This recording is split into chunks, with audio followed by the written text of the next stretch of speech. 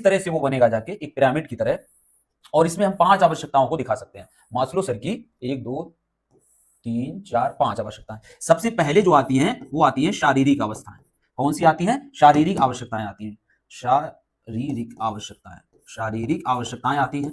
शारीरिक आवश्यकताओं में क्या होता है आप सभी जानते होंगे।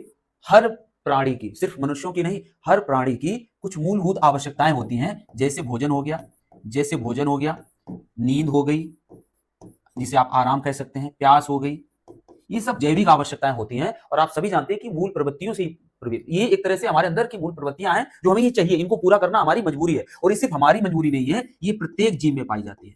तो अगर हम इनकी पहली आवश्यकता की बात करें तो वो ऐसी आवश्यकता होती है जो यूनिवर्सल होती है। अगर ये बात आपसे पूछी जाए कि मास्लो की कौन सी ऐसी आवश्यकता है जो यूनिवर्सल है, यानी सार्वभौमिक है, कैसी है? सार्वभौमिक है, तो ये पहली जो आवश्यकता है ये बिल्कुल ही सार्वभौमिक है। मतलब इससे कोई भी जीव नहीं बच सकता है। ऐसा कोई भी जीव नहीं होगा जिसको खाना ना चाहिए हो, जिसको नींद ना चाहिए हो, जिसको पानी ना चाहिए हो, आराम ना चाहिए हो, ऐसा कोई भी जीव नहीं है। तो इसे बोला जाता है शारीरिक आवश्यकता, जो कि पहला होता है। अब हम बात करें इनकी दूसरी आवश्यकता की, तो इसको बोला जाता है सुरक्षा की आवश्यकता। क्या बोला जाता है? सुरक्षा संबंधी जो आवश्यकताएं होती हैं उनको दूसरी कैटेगरी में रखा जाता है। जैसे कि स्वास्थ्य संबंधी, जैसे कि स्वास्थ्य संबंधी सुरक्षा, इसके अलावा व्यवसाय संबंधी सुरक्षा, व्यवसाय संबंधी सुरक्षा, और जीवन जीने के लिए जो कुछ भी जरूरी चीजें होती है मूलभूत आवश्यकताओं के अलावा, उनसे अगर व्यक्ति की जो सुरक्षा संबंधी होता है, जरूरत होती है, वो किस नंबर पे आती है? दूसरे नंबर पे आती है। अब इनको डिटेल में अभी फिर से बताएंगे, पहले सभी को एक एक बार लिख लेते हैं। इसके तीसरे नंबर पर आती है परिवार संबंधी, जिसे हम सामाजिक कह सकते हैं। क्या कह सकते हैं? जिसे हम सामाजिक आवश्यकता कह सकते हैं। सामाजिक आवश्यकता,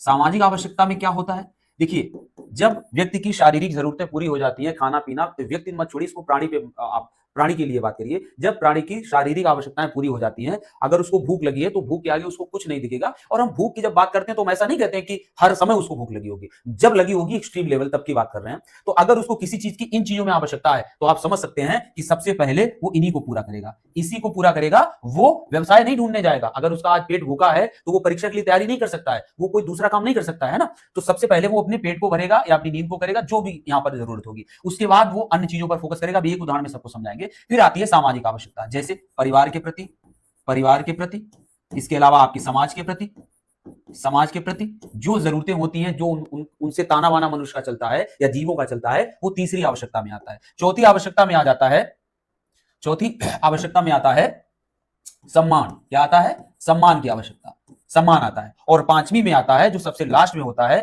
उसे हम कहते हैं सेल्फ एक्चुअलाइजेशन, यानी आत्म सिद्धि की अवस्था। क्या होती है? आत्म सिद्धि की अवस्था, आत्म सिद्धि की अवस्था। अब इनको सबको समझ लीजिए।